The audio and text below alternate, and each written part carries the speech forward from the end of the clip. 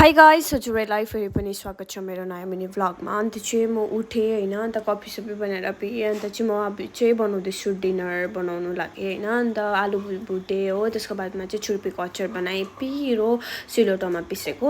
अन्त चाहिँ मैले चाहिँ बेसी छुर्पी हाली पठाएछु हो। अन्त सेतै भएको थियो, तर मिठो चाहिँ ठिकैको भनौँ न, पिरो चाहिँ पिरो भएको थियो। अन्त चाहिँ हिजोको लेफ्ट ओभर चिकन पनि थियो, अन्त ड्रामा हेर्दै मैले चाहिँ खानासाना पनि खाएँ हो। अन्त त्यसको बादमा चाहिँ टाइम थियो, त्यही भएर चाहिँ मैले साबनाबाट म अर्डर गरेको थिएँ यो नेल, त्यही भएर त्यो डुप्लिकेट नेल लगाएँ होइन। अन्त अफिस जानुको लागि रेडी भएँ। अन्त यो मेरो टप प्यान्ट पनि दुइटै साबनाबाट हो। अन्त मेरो त्यसको बादमा चाहिँ नेल देखाउँदैछु म अघि लगाएको भन्दै। अन्त अफिस जानुको लागि रेडी सेडी भइसकेर चाहिँ म अफिस गएँ होइन। अन्त अन्त अफिस पुगेर चाहिँ हामी चाहिँ पानी थाप्नु गएको थियो, पानी भर्नु। अन्त यो चाहिँ मेरो नयाँ टम्लर, त्यही भएर देखाएको हजुरहरूलाई। मिनिसोबाट मैले किनेको थिएँ हो।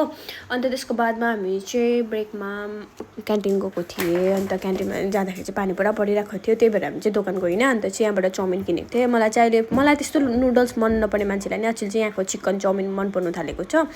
त्यसको बादमा रुम आएर अस्कोलाई खाना दिएँ। अन्त स्किन केयर गरेँ, देख्न सक्नुहुन्छ ग्लो स्किनमा। अन्त चाहिँ सुत्ने बेलामा अगाडि चाहिँ मैले कफी बनाएँ। आजलाई यति नै, बाई।